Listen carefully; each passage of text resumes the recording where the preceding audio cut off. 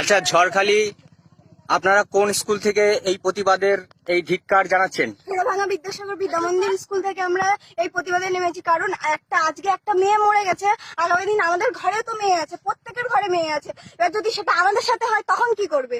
কিন্তু আমরা বেরিয়েছি এই যে কারোর সবার আপত্তি আছে, আমাদের আপত্তি দেওয়া হয়েছে, মানে বলা হয়েছে যে বেরোনো যাবে না। আমাদেরকে বাধা দেওয়া হয়েছিল কিন্তু আমরা বাধা শুনিনি, আমরা নিজে থেকে নেমেছি। কারণ আমাদের কোথা থেকে বাধা দেওয়া হয়েছিল?